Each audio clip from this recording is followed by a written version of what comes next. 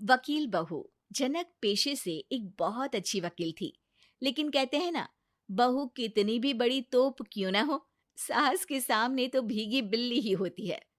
अरे जनक, क्या बात है? आज रोटी नहीं मिली अभी तक। ये तेरा कोर्ट नहीं है जो आज फैसला ना हुआ तो कल की तारीख मिल जाए। रोटी तो रोज वक्त में चाहिए। हाँ। माँ जी, रोटी तो कब की बन गई। मैंने आपको कहा तो खाना खाने के लिए, आपने शायद सुना नहीं होगा। ओहो हो, जज नहीं हूं मैं तेरे कोर्ट की, सास हूं सास। कोई दलील फालतू की मत देना यहाँ। बहुत जानती हूं मैं इन वकीलों को। अपनी बात ऊपर रखने के लिए झूठ बोलने में जरा भी नहीं सोचते।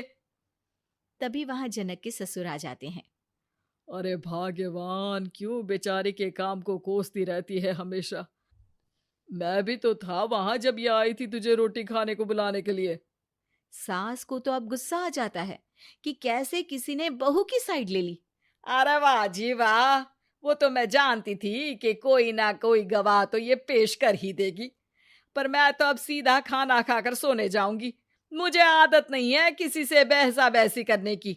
पता नहीं कैसे ये वकील इतना दिमाग लगाकर खुद तो झूठ बोलते ही हैं, साथ में झूठे गवाह भी ले आते हैं।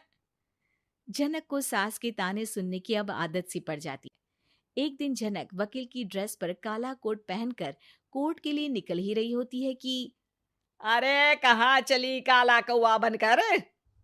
टोक दिया ना। अब कोर्ट तो वकील वाली ड्रेस पहनकर ही जाऊंगी ना। वाह भाई वाह, दामिनी तो मैंने भी देखी है। सन्नी पाजी ने ऐसा ही कोट पहना था और कहा था कि तारीख पर तारीख, तारीख पर तारीख।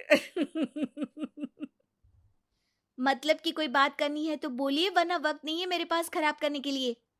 अरे पता नहीं तुझ में क्या देखा मेरे बेटे ने, सारा दिन वकीलों वाली बहस करती है, भोली भाली सास के साथ।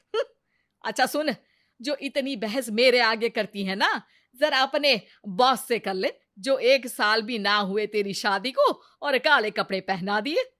अंदर जा और लाल कोट पहन कर आ, पता तो चले कि नई नवेली शादी हुई है। अरे माँ जी, कोर्ट में मेरा बॉस क्या करेगा? ये तो पूरे देश की ड्रेस है वकीलों के लिए। लेकिन सास तो ठहरी सास। अच्छा, तो कोई जरूरत नहीं है 2-4 साल कोर्ट जाने की। शादी थोड़ी पुरानी हो जाए तब इजाजत दे दूंगी मैं तुझे काले कपड़े पहनने की। अब क्या था, मन मारकर जनक को लाल रंग का कोट पहनकर कोर्ट जाना पड़ता है। उसके जाने के बाद आहा, बड़ी आई पूरे देश की ड्रेस की बात करने वाली। अरे पहना दिया ना लाल कोट। अब सास आए दिन या तो जनक को उसके काम का ताना देती, या फिर उसका काम छुड़वा देने की धमकी। तंग आकर एक दिन जनक पति से कहती है, मैं सोच रही हूँ कि कोर्ट जाना बंद ही कर दूं। अरे क्यों यार, इतना अच्छा करियर है, क्यों छोड़ने की सोच रही हो? अरे लाल रंग का कोट पहनकर जाना पड़ता है। हर बात पर सास ताना देती है कि वकील तेज होते हैं, सवाल जवाब करते हैं, झूठी दलीलें देते हैं।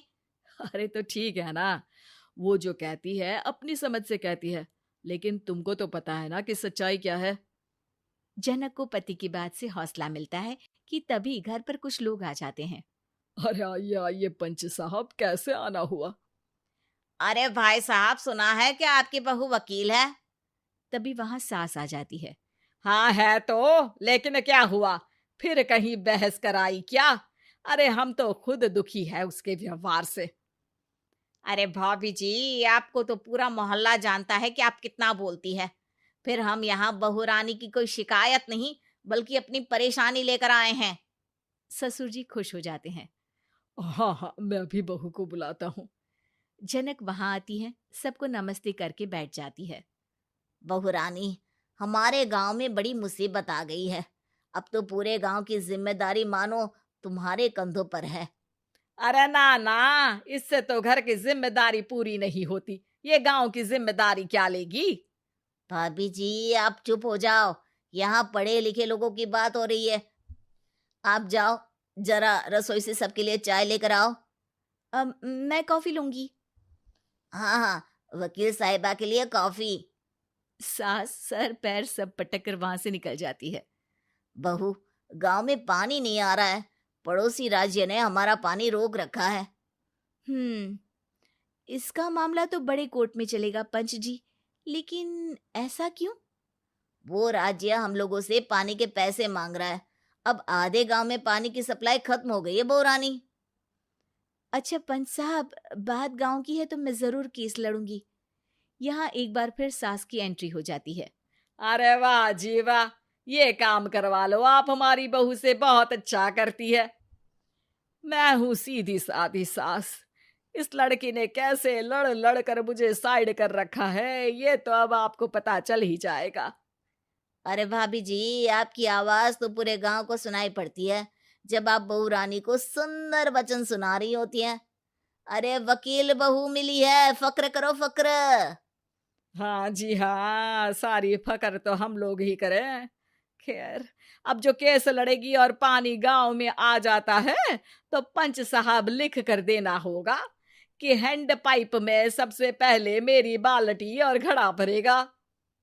अरे फिर तो हम बहू रानी के नाम पर घर पर ही सप्लाई दे देंगे, लेकिन ये इतना आसान नहीं है। बहू, गांव के पास अभी वकील करने की भी पैसे नहीं है तो। अरे पंच साहब, ये मेरे गांव का मामला है, मैं आपसे एक भी पैसा नहीं लूंगी। सास को बहू की बात पर गुस्सा आ जाता है, लेकिन सबके जाने के बाद झनक मन लगाकर गांव की परेशानियों को दूर करने में लग जाती है। और वो दिन भी आता है कि झनक केस जीत जाती है। अरे आज तो प्लम्बर आकर घर तक पाइप लगा गया है, खुश हो जाओ।